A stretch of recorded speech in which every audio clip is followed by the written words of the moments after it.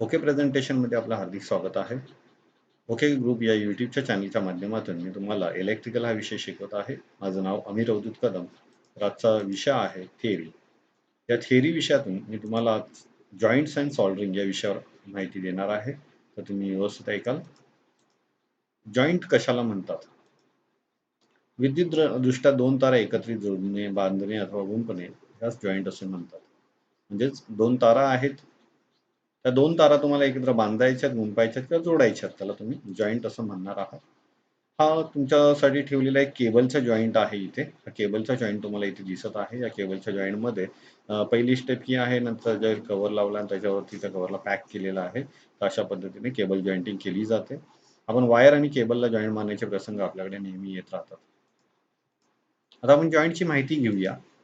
एका ठिकाणाहून दुसऱ्या ठिकाणी वीज पुरवठा करत असताना अखंड लांबीच्या वायर्स मिळत नाहीत. आपण ज्यावेळेला एका ठिकाणाहून जास्त लांबीच्या अंतरापर्यंत आपल्याला जायचं असेल, तर अखंड लांबीच्या जास्त लांबीच्या वायर्स आपल्याला मिळत नाहीयेत. मिळतात, पण त्या ऑर्डर केल्यावर आपल्याला मिळतात. पण बरीचशी वेळेला अशी कंडिशन येते, की आपल्याला त्या वायर मिळत नाही. त्यावेळी दोन कंडक्टर्स एकमेकात जोडून त्याची लांबी वाढवावी लागते. त्याला दोन कंडक्टर जे आहेत, ते आपल्याला एकमेकात जोडावे लागतात आणि त्याची लांबी काय करावी लागते? वाढवावी लागते. त्यावेळी दोन कंडक्टर एकमेकात जोडून त्याची लांबी वाढवावी लागते. त्याशिवाय वायरिंग इन्स्टॉलेशनमध्ये पुष्कळ ठिकाणी दोन तारा एकमेकांशी जोडाव्या लागतात. त्याशिवाय अखंड लांबीच्या वायर्स मिळत नाहीत असंच नाहीये. तर आपल्याला बऱ्याचशा वेळेला कधी-कधी असं होतं, की इन्स्टॉलेशनमध्ये बऱ्याचशा ठिकाणी दोन तारा आपल्याला एकत्र जोडाव्या लागतात. दोन तारा एकत्र जोडण्याच्या क्रियेलाच जॉइंट्स असं म्हणतात. ॲक्चुअली जॉइंट हा इलेक्ट्रिकल सर्किटमध्ये घटक ठेवायचा नसतो.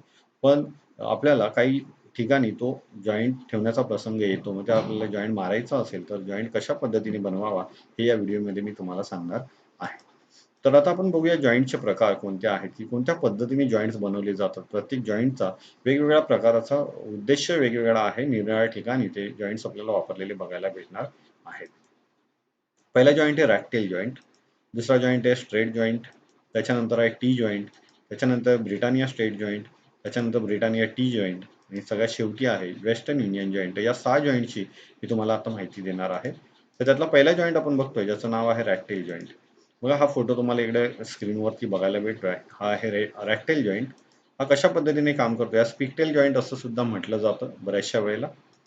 अ, हे जॉइंट फक्त इन्सुलेटेड कंडक्टरमध्ये सिंगल सॉलिड कंडक्टरच्या वायर ज्या ठिकाणी कंडक्टरवर ताण पडणार नाही अशा ठिकाणी केला जातो. हा जो जॉइंट आहे तो शक्यतो सिंगल स्टँडर्ड कंडक्टर्स असतात अशा ठिकाणी आपल्याला जॉइंट बनवता येतो.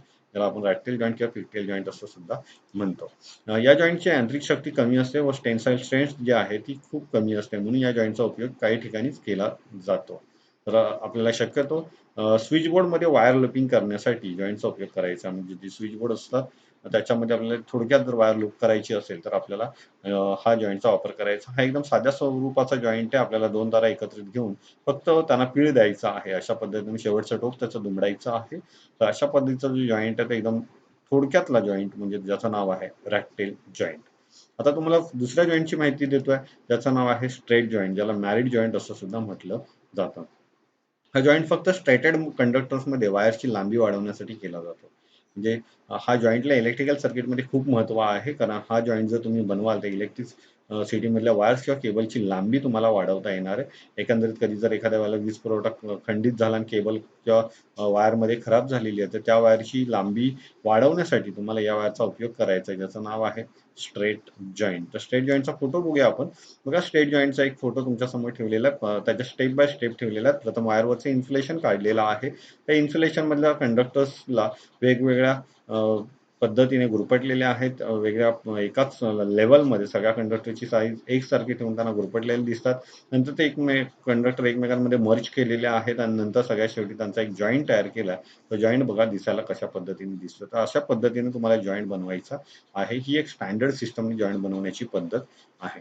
तसंच इथे तुम्हाला जो जॉइंट दिसतोय सिंगल स्टँडर्ड कंडक्टरचा असेल, तर तुम्हाला असा जॉइंट सुद्धा बनवता येईल. या सिंगल स्टँडर्ड कंडक्टरमध्ये तुमच्यासमोर बघा सुरुवातीला एक कंडक्टर आहे आणि नंतर त्याला अशा पद्धतीने गुरफटलेला आहे. जर अशा पद्धतीचा जॉइंट तुम्ही बनवला, तर तुम्हाला त्या जॉइंटला कधीच प्रॉब्लेम येणार नाही. अशा पद्धतीचा तो जॉइंट बनून जाईल. म्हणून जॉइंट बनवताना कधीही तो स्टँडर्ड पद्धतीचाच बनवता आला पाहिजे. तर हा होता स्ट्रेट जॉइंट. याचा उपयोग आपल्याला वायरची लांबी वाढवण्यासाठी करायचा आहे. पुढे जाऊया दुसऱ्या जॉईंटकडे, ज्याचं नाव आहे टी जॉईंट. टी जॉईंटचा उद्देश तुम्हाला लक्षात येईल की मेन वायर जायलेली असते तिला ब्रँच वायर म्हणजे आपण टॅपिंग काढू शकतो, म्हणून टॅपिंग काढणाऱ्या जॉईंटला टी जॉईंट म्हटलं जातं. हा जॉईंट इंग्रजीतल्या टी अक्षराप्रमाणे दिसतोय म्हणून याला आपल्याला टी जॉईंट सुद्धा म्हणायचं आहे. पण याचा उद्देश आहे की वायरला टॅपिंग काढण्याचं काम हा जॉईंट करत असतो. बघा, स्ट्रेट सप्लाय लाईनमध्ये वीज पुरवठा टॅप करण्यासाठी या जॉईंटचा उपयोग केला जातो. या जॉईंटचा उपयोग ओव्हरहेड लाईनला इलेक्ट्रिकल एनर्जी टॅपिंग घेऊन सर्व्हिस लाईनला जोडण्यासाठी केला जातो. म्हणजेच एक पद्धतीने आपल्या सर्व्हिस पोलवरून जी पोल सर्व्हिस लाईन चाललेली असते तिला एनर्जी मीटरला तुम्ही सप्लाय घेण्यासाठी सुद्धा अशा पद्धतीचा जॉईंट त्या वायरवरती मारू शकता. याचा एक्स्ट्रा पॉईंट जर काढायचा असेल तर आपल्याला या टी जॉईंटचा वापर करायचा. म्हणजेच एक्स्ट्रा पॉईंट म्हणजे आपल्याला टॅपिंग एक्स्ट्रा घेता येते. अशा पद्धतीने सरळ चाललेल्या वायरला तुम्ही मध्ये जॉईंट मारून आपल्याकडे टॅपिंग घेऊ शकतात. अशा पद्धतीचा जो जॉईंट आहे तो टी जॉईंट. पुढचा जॉईंट आहे ब्रिटानिया स्ट्रेट जॉईंट. तुम्हाला याचा फोटो इथे बघायला भेटतो ब्रिटानिया स्ट्रेट जॉईंटचा. जॉईंट जो आहे त्याची आता माहिती सांगतोय. या जॉईंटचा उपयोग ओव्हरहेड लाईनमध्ये 4 मिलीमीटर अथवा त्यापेक्षा जास्त जाडीच्या सिंगल उघड्या कंडक्टरची लांबी वाढवण्यासाठी केला जातो. हा जो जॉईंट आहे तो आपल्याला ओव्हरहेड लाईनमधले जे 4 मिलीमीटरपेक्षा जास्त जाडीचे कंडक्टर्स आहेत त्या उघड्या कंडक्टरचा लांबी वाढवण्यासाठी आपल्याला याचा वापर करायचा आहे. जेथे जवळच्या दोन पोलमधील अंतर 80 मीटरपेक्षा जास्त कमी असतो किंवा टेन्साईल स्ट्रेंथ कमी असते, अशा ठिकाणी हा जॉईंट केला जातो. म्हणजे 80 मीटरपेक्षा कमी अंतर असेल तर त्या ठिकाणी सहजपणे तुम्ही हा टाईपचा जॉईंट बनवू शकता. इनडोअर वायरिंगमध्ये जिथे टेन्साईल स्ट्रेंथ कमी आहे अशा ठिकाणी अर्थ कंटिन्युटी कंडक्टरची लांबी वाढवण्यासाठी सुद्धा तुम्ही या जॉईंटचा वापर करू शकता, ज्याचं नाव आहे ब्रिटानिया स्ट्रेट जॉईंट. म्हणजे अर्थिंगच्या कंडक्टरची लांबी वाढवण्यासाठी तुम्ही सुद्धा याचा वापर करू शकता.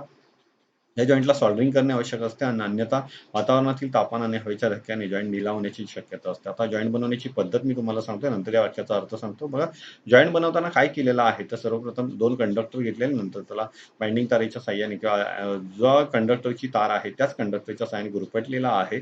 तर याच्यावर आपण जर याला जर तसाच ठेवला तर याच्यावरती काय होईल, वातावरणाचं तापमान आणि हवेच्या धक्क्याने या जॉईंटचा जो वरती गुरफटलेली तार आहे ती ढिली होण्याची शक्यता असते. म्हणून या जॉईंटला आपल्याला सॉल्डरिंग करणं कंपल्सरी आहे. त्याच वेळेला जॉईंट काय होणार आहे, एकदम फिक्स राहणार आहे. तर अशा पद्धतीचा जो जॉईंट आहे ज्याचं नाव आहे ब्रिटानिया स्ट्रेट जॉईंट. पुढच्या जॉईंटकडे जाऊया, ब्रिटानिया टी जॉईंट. ओव्हरहेड लाईनमध्ये वीज पुरवठा टॅप करण्यासाठी आपल्याला या जॉईंटचा उपयोग करायचा. ज्या पद्धतीने आपण टी जॉईंट बघितला होता त्याच पद्धतीचा जॉईंट आहे ज्याचं नाव आहे ब्रिटानिया टी जॉईंट. तर ओव्हरहेड लाईनमध्ये आपल्याला जर सप्लायला टॅप करायचं असेल, लाईनला टॅप करून एक्स्ट्रा लाईन काढायची असेल तर आपल्याला या जॉईंटचा उपयोग करायचा आहे. पुढचा जॉईंट आहे वेस्टर्न युनियन जॉईंट. तुम्हाला या पद्धतीचा फोटो बघायला भेटेल. एकदम स्टँडर्ड लेवलने याला बनवलं जातो. याची माहिती तुम्हाला मी सांगतोय. बेअर कंडक्टरचा जॉईंट आपल्याला बनवलेला दिसणार आहे, सिंगल बेअर कंडक्टरचा. ओव्हरहेड लाईनमध्ये लाईन कंडक्टरची लांबी वाढवण्यासाठी या जॉईंटचा उपयोग केला जातो. किंवा स्टे वायर असतात किंवा अर्थिंग वायर असते, त्या अर्थिंग वायरची लांबी वाढवण्यासाठी आपण या वायरचा जॉईंटचा उपयोग करू शकतो. ज्या ठिकाणी जास्त ताण पडणार नाही अशा ठिकाणी हा जॉईंट योग्य असतो, कारण सिंगल कंडक्टर आहे. ज्या ठिकाणी कंडक्टरवरती जास्त ताण पडणार नाही अशा ठिकाणी या जॉईंटचा आपल्याला उपयोग करता येणार आहे, ज्याचं नाव आहे वेस्टर्न युनियन जॉईंट. असे जॉईंटचे 6 प्रकार मी तुम्हाला सांगितले. आता आपण या प्रॅक्टिकल मधल्या महत्वाच्या मुद्द्याकडे जातोय, सॉल्डरिंग. मग असे पॉइंट आला होता की जॉईंट हवेच्या धक्क्याने किंवा वातावरणाच्या परिणामामुळे ढिला होण्याची शक्यता असते. अशाच जॉईंटवर जर तुम्ही सॉल्डरिंग केली तर तुम्हाला त्याचा फायदा होणार. प्लस इलेक्ट्रिकल क्षेत्रामध्ये काही महत्त्वाच्या ठिकाणी आपल्याला जॉईंट मारून जमत नाही, मग अशा ठिकाणी आपल्याला सॉल्डरिंग हा करावीच लागते. त्यासाठी मी या प्रकरणामध्ये जॉईंटच्या नंतर तुम्हाला आता सॉल्डरिंगची माहिती देत आहे. तर मी सॉल्डरिंगच्या माहितीमध्ये सर्वप्रथम तुम्हाला जोड द्यायच्या 2 कंडक्टरला न वितळता दुसऱ्या कमी वितरण बिंदू असलेल्या मिश्र धातूच्या साहाय्याने जोडण्याच्या क्रियेला तुम्हाला सॉल्डरिंग असं म्हणायचं. म्हणजे समजा अॅल्युमिनियमचा कंडक्टर तुम्ही घेतलेला आहे, त्या अॅल्युमिनियमच्या 2 कंडक्टर्सना तुम्हाला एकमेकांना जोडायचे आहेत. वायरची लांबी वाढवायची किंवा पीसीबी बोर्डवर सर्किटमध्ये जोडायची आहे. तर अशा पद्धतीमध्ये दुसऱ्या कमी वितरण बिंदू असलेल्या तारेच्या साहाय्याने, म्हणजे सॉल्डर तारेचा जो वितरण बिंदू आहे तो अॅल्युमिनियमच्या तारेपेक्षा कमी असतो आणि त्या तारेला तुम्ही वितळवून त्या वितळलेल्या तारेच्या साहाय्याने या 2 कंडक्टरना एकत्र जोडणार आहेत. त्याच क्रियेला तुम्हाला काय बोलायचं, सॉल्डरिंग असं म्हणायचं. म्हणजे लक्षात घ्या, अॅल्युमिनियमचे 2 कंडक्टर आहेत, तुम्हाला त्यांना वितळवायचे नाहीत सॉल्डरिंग करताना. सॉल्डरिंग करताना तुम्हाला काय वितळायचे, सोल्डर तार वितळवायचे आणि त्या सोल्डर तारेचा थर या 2 टोकांवरती द्यायचा आहे. जेणेकरून काय होणार आहे की ही 2 टोकं त्या सोल्डर तारेच्या मिश्रणाने एकत्र येतील आणि याच क्रियेला तुम्ही काय म्हणणार आहात, सॉल्डरिंग म्हणणार आहात. तर सॉल्डरिंग इलेक्ट्रिकल सर्किट्समध्ये तुम्हाला अशा पद्धतीने लोक सॉल्डरिंग करताना दिसतील. भले इथे पीसीचा फोटो दिसतोय तुम्हाला, पण अशा पद्धतीने आपल्याला सॉल्डरिंग करताना दिसणार आहे. आता आपण सॉल्डरिंग मशीनची माहिती तुम्हाला सांगतो. सर्वप्रथम तुम्ही सॉल्डरिंग मशीनचा फोटो बघून घ्या. अशा पद्धतीची सॉल्डरिंग मशीन विथ स्टँड इथे ठेवलेली आहे. हिला 2 पिन किंवा 3 पिन सप्लाय 3 पिन शक्यतो 2 पिनच्या ऐवजी 3 पिनच्याच साहाय्याने तुम्हाला सप्लाय द्यायचा आहे. जेणेकरून अर्थिंग या मशीनला मिळाली पाहिजे, कारण सॉल्डर तार आपल्या हातामध्ये असते. सॉल्डरिंग मशीन हे सिंगल फेज विद्युत पुरवठ्यावर चालणारे विद्युत उपकरण आहे. हे सिंगल फेज सप्लायवरती चालतं.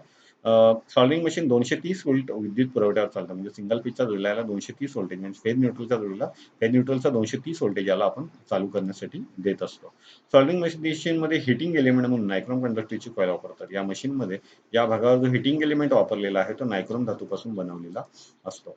सॉल्डरिंग मशीनला सुरक्षिततेच्या दृष्टिकोनातून अर्थिंग वायर देणं गरजेचं आहे. त्याच्यासाठी आपल्याला इथे 3 पिनचा वापर करायचा आहे तिला सप्लाय देण्यासाठी, म्हणजे अर्थिंग पण व्यवस्थित या मशीनला मिळणार आहे. म्हणजे पुढे आपण जी तार हातामध्ये धरून सॉल्डरिंग करणार त्यावेळेला आपल्याला कोणताही धोका उद्भवणार नाही. याच्यासाठी आपल्याला हिला अर्थिंग वायर द्यायची आहे. सॉल्डरिंग मशीन ठेवण्यासाठी स्टँडचा वापर करावा, नाही तर दुसऱ्या कुठेही ठेवाल तुम्ही तर सॉल्डरिंग मशीन गरम झालेली असते, त्याला कोणत्या तरी पार्ट्सला जाळून टाकेल. त्यासाठी आपल्याला सॉल्डरिंग मशीनचा वापर करताना स्टँडचा वापर करायचा आहे. पुढे इलेक्ट्रिशियन जवळ किती वॅटची सॉल्डरिंग मशीन असली पाहिजे? तर इलेक्ट्रिशियन जवळ 25 वॅटपासून 65 वॅटपर्यंतची तरी सॉल्डरिंग मशीन असणं आवश्यक आहे. तेव्हा तो त्याच्या सहाय्याने सहजपणे सॉल्डरिंग करू शकतो. तर अशा पद्धतीने मी तुम्हाला सॉल्डरिंग मशीनची माहिती दिलेली आहे, जी सिंगल फेज सप्लायवर चालते. स्टँडमध्ये तिला ठेवायची. 25 ते 65 वॅटपर्यंत आपल्याला इलेक्ट्रिशियन जवळ सॉल्डरिंग मशीन अवेलेबल असणं गरजेचं आहे. पुढे सॉल्डरिंग करण्याची पद्धत. आता एक सॉल्डरिंग करण्याची पद्धत, एक पीसीबी बोर्डवर एक एलईडी जोडायला घेतलेल्या सर्किट बोर्डवरती ज्या एलईडीला 2 वायर जोडायच्या आहेत. एका वायरला तुम्हाला जोडताना दाखवले. एलईडीवर पीसीबी बोर्डला हा एलईडी खालच्या बाजूने लावलेला आणि वरच्या बाजूला सोल्डर तारेच्या साहाय्याने ही सॉल्डरिंग मशीन हातामध्ये धरून तुम्ही या सोल्डर तारेच्या साहाय्याने इथे सॉल्डरिंग करणार आहात. तर अशा पद्धतीचा सॉल्डरिंग तुम्ही ज्यावेळेला याला कराल त्यावेळेला अशा पद्धतीचं तुम्हाला सॉल्डरिंग मशीन हातामध्ये धरून सॉल्डरिंग करायची आहे. ओके, तर अशा पद्धतीने आपल्याला सॉल्डरिंग करायची असं, म्हणजे ज्यावेळेला तुम्ही मशीन विद्युत पुरवठ्यावर चालू करता त्यावेळेला हिच्यामध्ये उष्णता निर्माण, त्या उष्णतेच्या जोरावर सॉल्डर तार इथे वितळते आणि आपल्याला जी वायर याला जोडायची ती सहजपणे जोडता येते. पुढे जाऊया. सॉल्डरिंगची आवश्यकता. तर ही सॉल्डरिंग का करावी लागते त्याची माहिती मी तुम्हाला देतोय. कंडक्टरच्या जॉईंटची यांत्रिक शक्ती व कंडक्टिव्हिटी वाढवण्यासाठी सॉल्डरिंगची आवश्यकता असते. कंडक्टिव्हिटी म्हणजे प्रवाह वाहण्याची वाहकाची वाहकता म्हणजे प्रवाह वाहण्याची क्षमता, आणि त्याची यांत्रिक शक्ती जर आपल्याला वाढवायची असेल तर आपल्याला कंडक्टरच्या जॉईंटवर सॉल्डरिंग करावीच लागणार आहे. इलेक्ट्रिकल इन्स्टॉलेशनमध्ये कंडक्टर्सला वेगवेगळे जॉईंट देण्याचे प्रसंग नेहमी येतात. मगाशी पण जॉईंट देताना बोललो की आपल्याला कधी ना कधी एखाद्या वेळेला वायर खराब झाली, नवीन वायर टाकायची आहे, तर अशा वेळेला आपल्याला जॉईंट मारण्याचा प्रसंग नेहमी येतच असतो. जॉईंट दिल्यामुळे एकूण कंडक्टरची जी यांत्रिक शक्ती आहे ती मूळ शक्तीपेक्षा काय होते? कमी होते. जॉईंट जर तुम्ही कंडक्टरला दिला तर जॉईंटची जी यांत्रिक शक्ती आहे ती काय होणार आहे? मूळ शक्तीपेक्षा आपल्याला कमी झालेली दिसणार आहे. त्यामुळे कंडक्टर जो आहे तो कमकुवत बनणार आहे. त्यामुळे कंडक्टरचा जो घटक आहे तो कमकुवत बनतो. पुष्कळ वेळा जॉईंट मजबूत बसतोच असे सुद्धा नाही. म्हणजे तुम्ही मारलेला जॉईंट काही वेळेला असं सुद्धा होतं की तो लूज राहतो. जॉईंटच्या ठिकाणी लूज कनेक्शन राहण्याची सुद्धा शक्यता असते. त्यामुळे जॉईंटची कंडक्टिव्हिटी जी वाढलेली असते ती कमी होत असते. म्हणजेच जॉईंट मारल्याने वायरची कंडक्टिव्हिटी जी आहे ती कधीतरी कमी होणार आहे, एवढं लक्षात ठेवायचं. जॉईंट ढिला झाल्यास थोड्याशा धक्क्याने सुद्धा स्पार्किंग होणार आहे. कंडक्टिव्हिटी कमी झाली, जर जॉईंट ढिला झाला तर थोड्याशा धक्क्याने स्पार्किंग होईल. स्पार्किंगमुळे कार्बन चढून कॉन्टॅक्ट रेझिस्टन्स वाढतो आणि कंडक्टर गरम होऊन एखाद्या वेळेला करंट वाहण्यास खंडही पडतो किंवा आग लागण्याची शक्यता निर्माण होत राहते किंवा स्पार्किंगमुळे आग लागण्याची शक्यता असते. म्हणून कंडक्टरच्या जॉईंटवर सॉल्डरिंग करायची असते. म्हणजे बघा, एकंदरीत या वाक्याचा अर्थ असा होईल की ज्यावेळेला तुम्हाला जॉईंटवर सॉल्डरिंग कशासाठी करायची आहे, तर तुम्ही ज्यावेळेला जॉईंट मारणार त्यावेळेला तो एकतर परफेक्ट बनेलच असं नाहीये. काही वेळेला तो लूज राहण्याची शक्यता असते. जर जॉईंट लूज राहिला तर त्याच्यामध्ये स्पार्किंग होऊ शकते, लूज कनेक्शन राहू शकतं, त्याच्या यांत्रिक शक्ती कमी होऊ शकते, आपल्याला पाहिजे तेवढा करंट पुढे वाहून नेता येणार नाहीये. मग अशा वेळेला असे प्रसंग येऊ नयेत म्हणून आपल्याला कंडक्टरच्या जॉईंटवर काय करायची आहे? सॉल्डरिंग करायची आहे. आणि सॉल्डरिंग केल्यामुळे कंडक्टरची कंडक्टिव्हिटी तर वाढणारच आहे, पण त्याच्याबरोबर त्याची यांत्रिक शक्ती सुद्धा वाढलेली असणार आहे.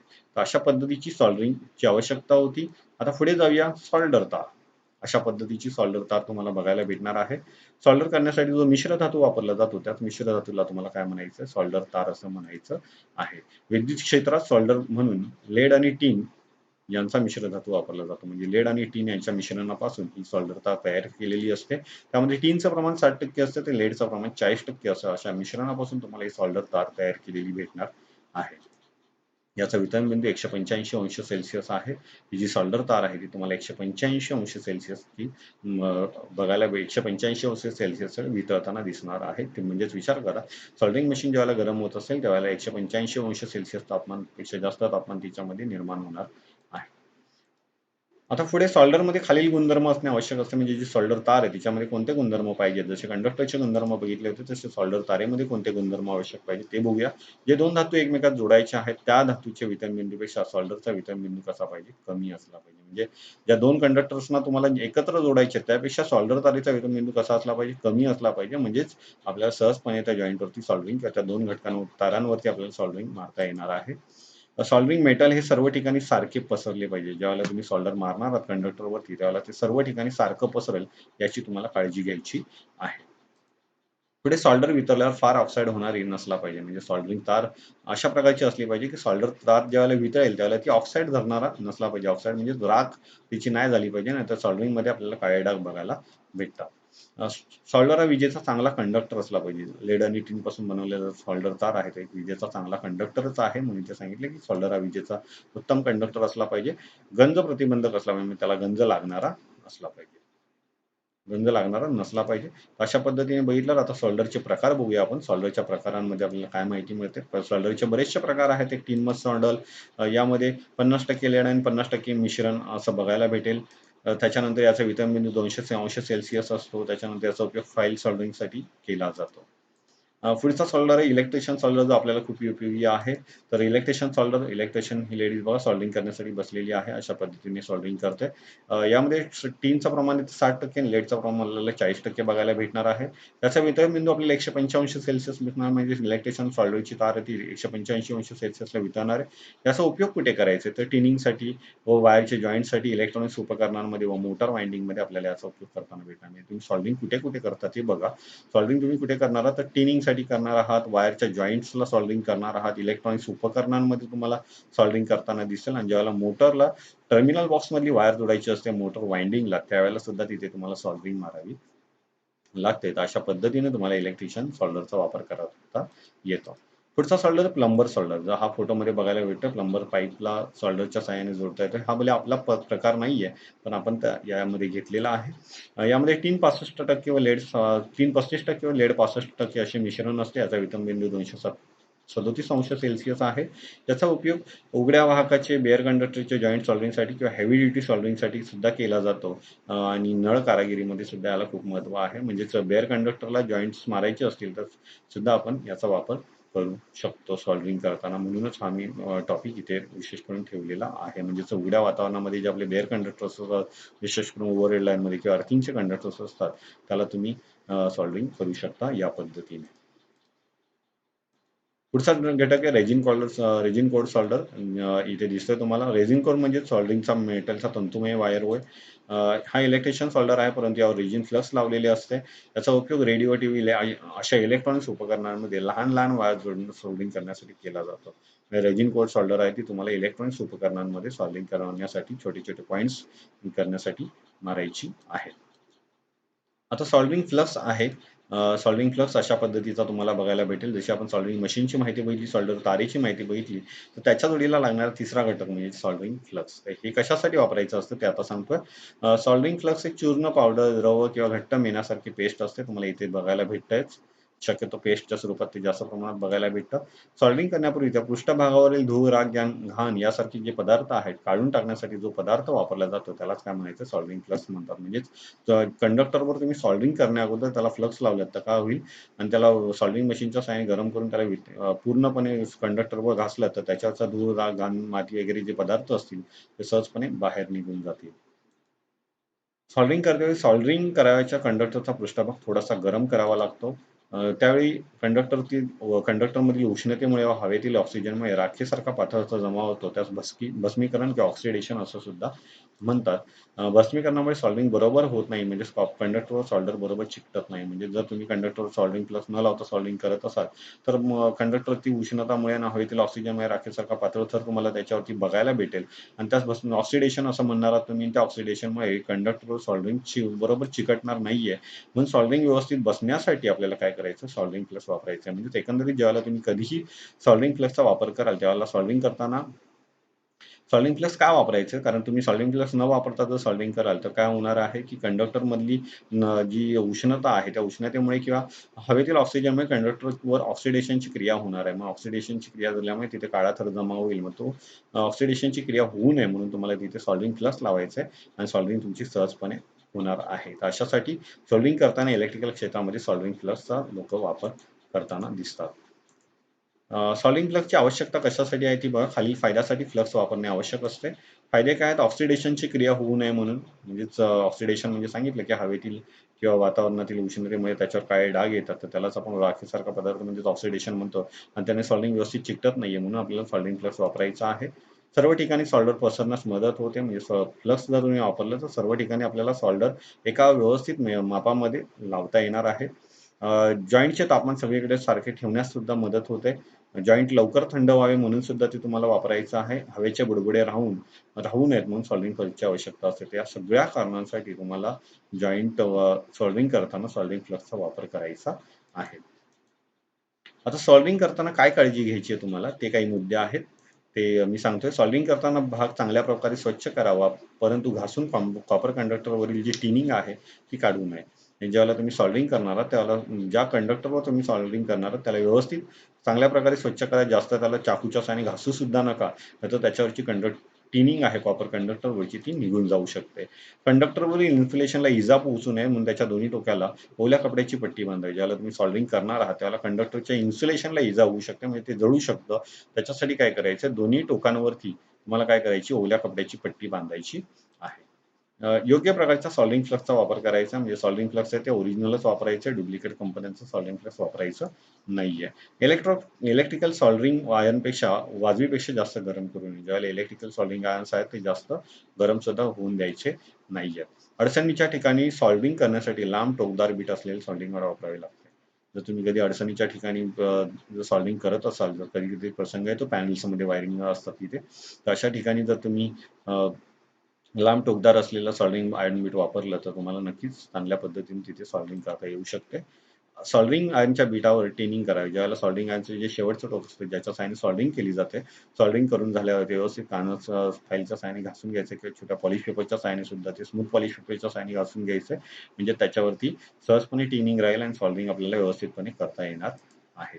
केबल जॉईंटच्या सॉल्व्हिंगसाठी कढई पळीच्या साहाय्याने सॉल्व्हिंग करावी. ज्याला केबल मोठे जॉईंट्स असतात तर त्याच जॉईंटची काळजी घेताना तुम्हाला पळीच्या साहाय्याने सॉल्व्हिंग करायचं आहे. सॉल्व्हिंग क्रिया चालू करतेवेळी फ्लक्स मधून जो धूर निघतो तो नाकात अथवा डोळ्यात जाऊ देऊ नये. त्यासाठी तुम्ही सॉल्व्हिंग करताना नाकाला मास्क आणि डोळ्याला गॉगल सुद्धा लावू शकता, जेणेकरून आपल्या शरीराला त्या धुराचा त्रास होणार नाहीये. जॉईंटवर सोल्डर ओतण्यापूर्वी जॉईंटला थोडेसे गरम करावे व नंतर त्यावर फ्लक्स लावावे. जॉईंटला तुम्ही सोल्डर लावण्या अगोदर काय करा, जॉईंटला पहिला गरम करा, त्याच्यावरनं फ्लक्स लावा आणि नंतर सोल्डर तारेला त्याच्यावरती वितळा. म्हणजे जॉईंटवर एकदम चांगल्या पद्धतीने सोल्डर बसवता येणार आहे. तर अशा पद्धतीने तुम्हाला जर काही हा लेक्चर ऐकून जर काही प्रश्न असतील तर तुम्ही मला नक्कीच माझ्या कमेंट बॉक्समध्ये वापरू शकता. आणि मी त्याची उत्तरे सुद्धा तुम्हाला कमेंट बॉक्समध्ये देणार आहे. जर तुम्ही आतापर्यंत माझा चॅनल सबस्क्राईब केला नसेल तर त्याला सबस्क्राईब करायला विसरू नका आणि ही व्हिडिओ जर तुम्हाला आवडली असेल तर तिला लाईक करा. थँक्यू.